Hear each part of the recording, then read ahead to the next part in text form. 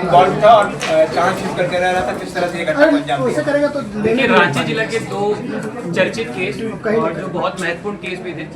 सबसे पहले जो केस नंबर जो रगड़ी का था, दलादली होती, जो हाल ही में हुआ था 15 अक्टूबर 2025 के आसपास, उसमें जो एक व्यक्ति हैं राधेश्याम साहू, उनके ऊपर 6 राउंड गोलियां बरसाई गई थी। उसमें जो दो शूटर थे हमारे, जिसका नाम, एक का नाम था चंदन और अविनाश, उन दोनों को हम लोगों ने अरेस्ट कर लिया था और उनको न्यायिक हिरासत में भेज दिया गया था। पर इसका जो मेन षड्यंत्र रचा था, जिसने पूरा षड्यंत्र रचा था, जिसका नाम था अभिषेक कुमार उर्फ सूरज सिन्हा, उसकी गिरफ्तारी भी हम लोग के द्वारा कर दी गई है।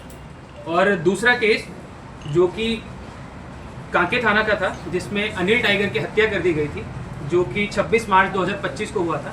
उसमें भी जो दो महत्वपूर्ण शूटर थे, जिसका नाम अमन और रोहित था, उनको भी हमने अरेस्ट कर लिया था और न्यायिक हिरासत में भेज दिया गया था।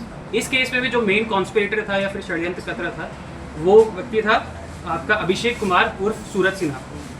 तो आप लोग के इस केस के बारे में बताते चलते हैं। सबसे पहले जो अनिल टाइगर का जो केस हुआ था, जिसमें उनकी हत्या कर दी गई थी, तो उसमें जो मेन आदमी था वह सूरज सिन्हा था। ज़मीन संबंधी विवाद था। उस विवाद में सूरज सिन्हा को कॉन्ट्रैक्चुअल किलिंग के लिए एक सुपारी मिली थी, जिसमें उसे अनिल टाइगर की हत्या करनी थी। उसे टोटल 5 लाख रुपए दिए गए थे इस काम को करने के लिए। और उस 5 लाख की बदौलत उसने 2 लड़कों को हायर किया, जिसका नाम था, एक का नाम था अमन और दूसरे का नाम था रोहित, जिससे उसने गोलियां चलवाई। और उस समय अनफॉर्चुनेटली अनिल टाइगर की उसी समय मृत्यु हो गई थी। और दूसरा केस है आपका राधेश्याम साहू, जो हाल ही में हुआ था 15 अक्टूबर 2025 में। इसमें भी इसने कॉन्ट्रैक्चुअल किलिंग वाला काम लिया था और इसमें टोटल जो सुपारी इसके द्वारा मांगी गई थी वो 20 लाख रुपए की थी। ये अगेन ज़मीन संबंधी बात था। इसमें और क्या क्या डिटेल्स हैं उस पर हम लोग बाद में जानकारी आप लोग के साथ साझा करेंगे जब इसे पुलिस रिमांड पे लाया जाएगा। इसमें भी इसने 2 लड़कों को हायर किया था। एक का नाम था चंदन, दूसरे का नाम था अविनाश। इन दोनों को भी हम लोग अरेस्ट कर चुके हैं और इन्हें भी क्या कहते हैं न्यायिक हिरासत में भेज चुके हैं। देखिए, आप सभी को बताते चलें कि जो अभिषेक कुमार उर्फ सूरज सिन्हा है, इसका अगर आप अधिक इतिहास आप खोजिएगा तो तकरीबन 4 या 5 केसेस हैं इसके ऊपर। और जितने भी केसेस हैं इसके ऊपर इम्पॉर्टेंट और बहुत ज़्यादा सेंसिटिव केसेस हैं।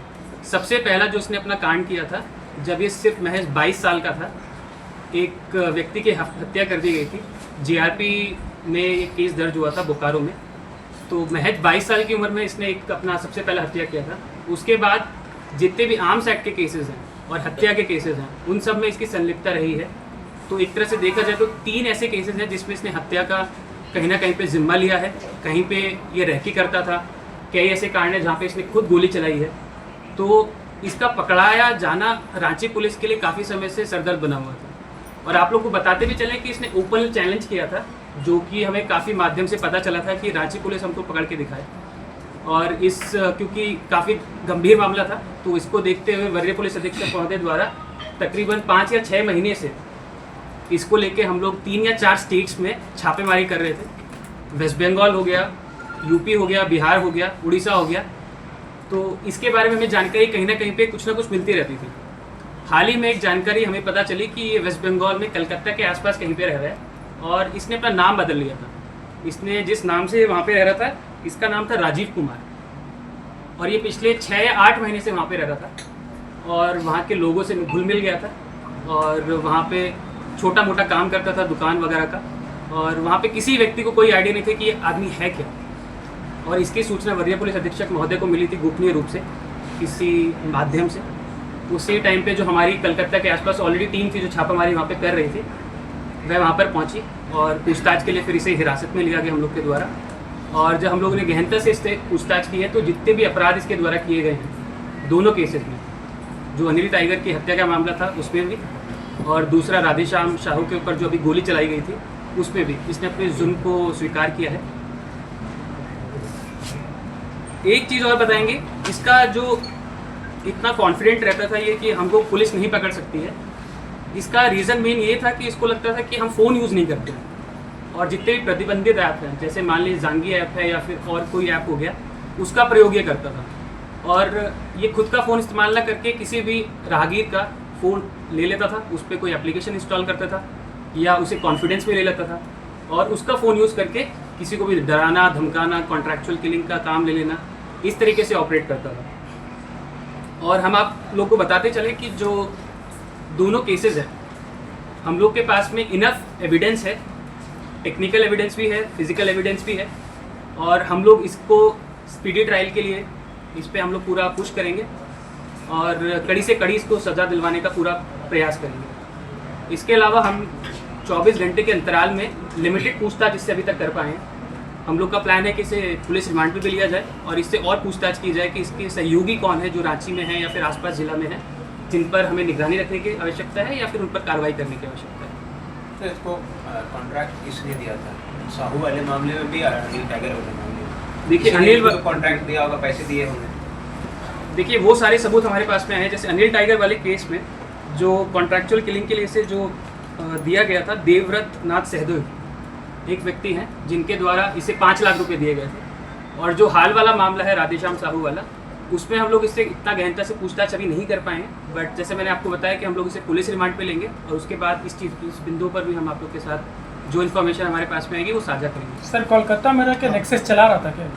देखिए हाँ, कोलकाता में रहकर भी एक्टिव था, पर हमेशा ये एलिबाई ले लेता था कि हम जहाँ पे घटना हो रही है वहाँ पे उस घटना स्थल पर नहीं है। पर जैसे फिर से मैं आपको बता रहा हूँ कि जो भी प्रतिबंधित ऐप हैं उनका इस्तेमाल ये करता था, और जांगी हो गया या फिर इंस्टाग्राम हो गया, उनको भी यूज़ करता था। इंस्टाग्राम के मैसेंजर पे जाके लोगों से कॉन्ट्रैक्ट करना, जैसे जो हाल ही में जो घटना हुई है जिसमें अमन और ये चंदन और अविनाश के द्वारा जो फायरिंग की गई थी, इसकी जंगी पे ही बात हुई थी इन दोनों व्यक्तियों से, और इसका अभी भी कहना यही है कि हम घटनास्थल पर नहीं थे तो हमारा इन्वॉल्वमेंट नहीं है। परंतु इसके अलावा हमारे पास में टेक्निकल एविडेंसेस हैं जिससे हम प्रूव कर सकते हैं कोर्ट में भी कि ये किसी न किसी रूप में इस घटना में इन्वॉल्व है। से दोबारा से एक्टिव हुआ था क्या ये 2 घटना के बाद? जंगी ऐप का इस्तेमाल करने को लेकर के फिर किसी तरह से भी रांची में कोई और घटना करने को लेकर के एक्टिविटी दिखी थी क्या? देखिए अभी तक जितना हम लोग टेक्निकली थोड़ा एग्जामिन कर पाए हैं उसमें डेफिनेटली इसका कहीं ना कहीं पे इन्वॉल्वमेंट है, और अगर ये पकड़ाया नहीं जाता तो कोई भी अप्रिय घटना सिर्फ रांची जिला ही नहीं, सीमावर्ती जिलाओं में भी कहीं पर भी कर सकता था। और पुलिस रिमांड पे लेने के बाद इस पे और हम लोग अच्छे से आपको ट्रीट करेंगे। सूरज सिन्हा मूलतः रहने वाला कहाँ का, और इसके परिवार से भी इस तरह की गतिविधियों में किसी का नाम इससे पहले जुड़ा?